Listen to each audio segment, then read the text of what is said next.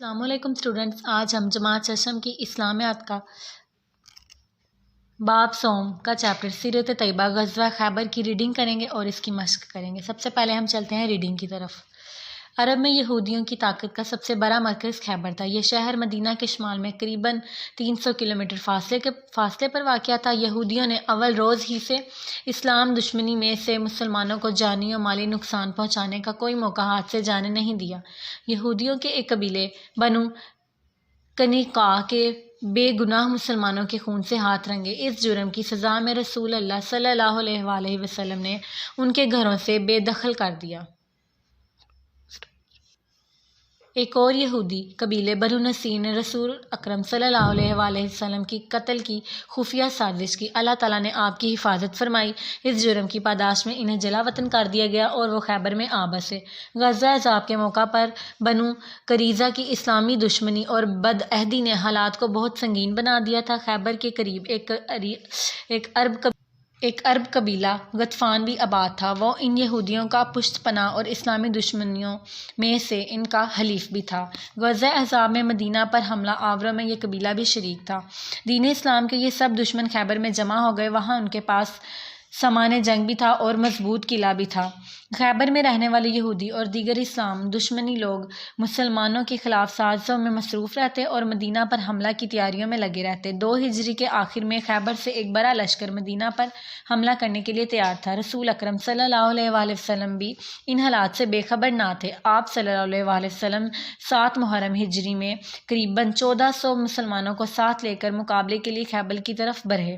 قبیلہ غطفان تو اپنے گھر کو خطرے میں دیکھ کر تیاری کے باوجود واپس لوٹ آیا اور خیبر کے یہودیوں کی مدد کے لیے مزید آگے نہ بڑھا۔ رسول اکرم صلی اللہ علیہ وسلم کی قیادت کا مسلمانوں کا لشکر جوش جہاد اور شوق شہادت میں آگے بڑھا۔ اس عظیم الشان لشکر کو دیکھ کر راستے میں رہنے والے کافروں اور مشرکوں پر بھی خوف طاری ہو رہا تھا۔ اس سفر میں رات کے وقت حضرت عامر، جو اچھے شاعر بھی تھے، شعر خوانی کرتے ہوئے مجاہدین کے لیے تازگی کا سامان کر رہے تھے۔ چند اشعار کا ترجمہ یوں ہے: اے اللہ، اگر تو نہ ہوتا تو ہم ہدایت نہ پاتے، نہ صدقہ کرتے، نہ نماز پڑھتے۔ ہم تجھ پر قربان، تو ہمیں بخش دے جب تک ہم تقوی اختیار کریں گے، اور اگر ہم ٹکرائیں تو ہمیں ثابت قدم رکھ اور ہم پر سکون و اطمینان نازل فرما۔ اس خودی خواہ کے لیے نبی کریم صلی اللہ علیہ وسلم نے اللہ کے حضور رحم و کرم کی دعا فرمائی۔ رسول اکرم صلی اللہ علیہ وسلم نے خیبر والوں کی بدحواسی اور خوف کا یہ منظر دیکھ کر فرمایا: اللہ اکبر، خیبر تباہ ہوا! اللہ اکبر، خیبر تباہ ہوا! جب ہم کسی قوم کے میدان میں اتر پاتے ہیں تو ان دہشت زدہ لوگوں کی صبح بخیر نہیں ہوتی۔ حملے کا آغاز کرنے سے پہلے آپ نے رب کائنات کے حضور دعا فرمائی: اے اللہ، ساتوں آسمان اور جن پر سایہ فگن ہے ان کے پروردگار، ہم تجھ سے اس بستی کی بھلائی اور اس کے باشندوں کی بھلائی کا سوال کرتے ہیں۔ اس بستی کے شر سے، اس کے باشندوں کے شر سے اور اس میں جو کچھ ہے اس کے شر سے تیری پناہ مانگتے ہیں۔ پھر فرمایا: اللہ کا نام لے کر آگے بڑھو۔ اسی طرح ایک جس میں حضرت علی قلعے کے سامنے پہنچے۔ رسول اکرم کی ہدایت اور اسلام کے قاعدے کے مطابق سب سے پہلے یہودیوں کو اسلام قبول کرنے کی دعوت دی، مگر انہوں نے دعوت کو ٹھکرا دیا اور اپنے سردار مرحب کی قیادت میں مجاہدین کے مد مقابل آ گئے۔ مرحب اپنی تلوار لہراتا ہوا فخر و غرور کے ساتھ یہ شعر پڑھتا ہوا آگے بڑھا: خیبر کو معلوم ہے کہ میں مرحب ہوں، ہتھیار بند، بہادر اور تجربہ کار۔ جب مارکا کار زار گرم ہو، صحابہ کرام میں سب میں سے حضرت عامر سامنے آئے اور للکارتے ہوئے بولے: خیبر جانتا ہے میں عامر ہوں، ہتھیار بند، شہروز اور جنگجو۔ اسی طرح ایک ترجمہ ہے جس میں حضرت علی علیہ السلام مرحب کے مقابلے پر فرماتے ہیں: میری ماں نے میرا نام حیدر شیر قرار رکھا، جنگل کے شیر کی طرح خوفناک ہوں۔ اس کے بعد حضرت علی نے مرحب کے سر پر ایسی کاری ضرب لگائی کہ وہ خاک و خون میں تڑپ گیا۔ مرحب کے قتل ہوتے ہی یہودیوں کے حوصلے ٹوٹ گئے اور ان کی ہمت جواب دے گئی، اور اس موقع پر نبی کریم صلی اللہ علیہ وآلہ وسلم نے حضرت علی علیہ السلام کی حوصلہ افزائی کی، اور اسی طرح صحابہ کرام کی ہمت و بہادری سے خیبر فتح ہو گیا۔ فتح ہونے کے بعد یہودیوں نے رسول اکرم صلی اللہ علیہ وسلم سے درخواست کی: آپ ہمیں اس سرزمین میں رہنے دیجیے، ہم زمین، باغات اور کھیتوں کی دیکھ بھال کریں گے۔ رسول اکرم صلی اللہ علیہ وسلم نے یہودیوں کی اس بات کو منظور فرمایا اور طے کر دیا کہ کھیتوں اور پھلوں کی آدھی پیداوار یہودیوں کو دی جائے گی۔ یہودیوں پر اس کا یہ اثر ہوا کہ وہ اعتراف کرتے اور کہتے: زمین اور آسمان ایسے ہی عدل پر قائم ہوا ہے۔ اس عدل و انصاف سے بے شمار یہودی مسلمان ہوئے۔ اسٹوڈنٹس، جیسا کہ ہماری ریڈنگ مکمل ہو چکی ہے، اب ہم چلتے ہیں مشق کی طرف۔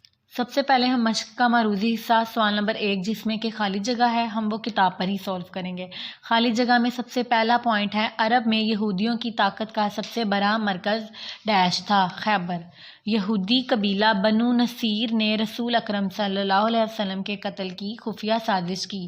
پوائنٹ نمبر 3 ہے، مسلمانوں نے سب سے پہلے قلعہ ناغم فتح کیا۔ پوائنٹ نمبر 4 ہے، حضور صلی اللہ علیہ وسلم 7 ہجری میں اپنے ساتھیوں کے ساتھ خیبر روانہ ہوئے۔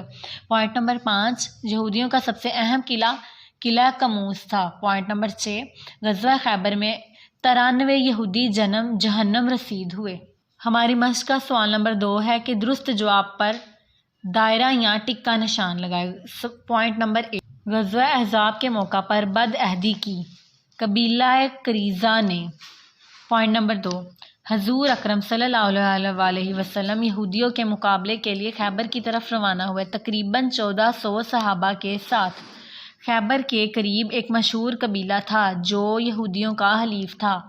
اس کا درست جواب ہے جیم، بنو غطفان۔ خیبر میں یہودیوں کے قلعوں کی تعداد تھی۔ درست جواب الف، 8۔ یہودیوں کے سردار مرہب کو قتل کیا۔ درست جواب الف، حضرت علی نے۔ خیبر فتح ہوا۔ درست جواب ب، 7 ہجری میں۔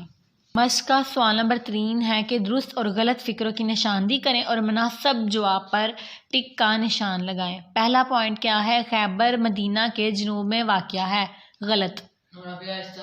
پوائنٹ نمبر 2، فتح خیبر میں 20 مسلمان شہید ہوئے، درست۔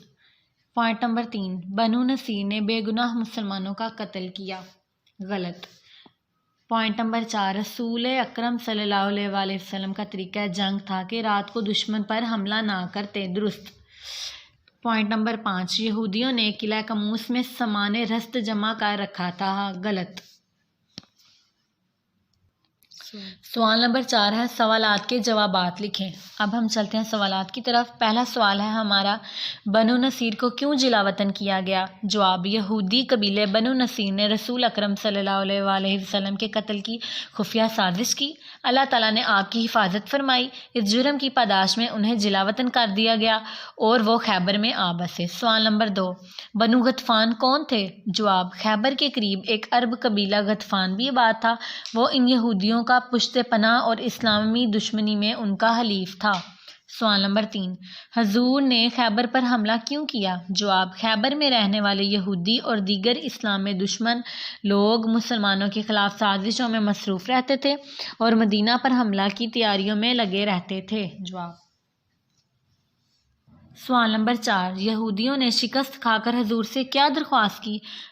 جواب، یہودیوں نے رسول اکرم صلی اللہ علیہ وسلم سے درخواست کی کہ آپ ہمیں سرزمین میں رہنے دیجیے، ہم زمین، باغات اور کھیتوں اور پھلوں کی آدھی پیداوار اور یہودیوں کو دی جائے گی۔ اسٹوڈنٹ، یہ میں کوسچن نمبر 4 کا آنسر ذرا رپیٹ کر رہی ہوں، یہ کیئرفلی ذرا سن لیں۔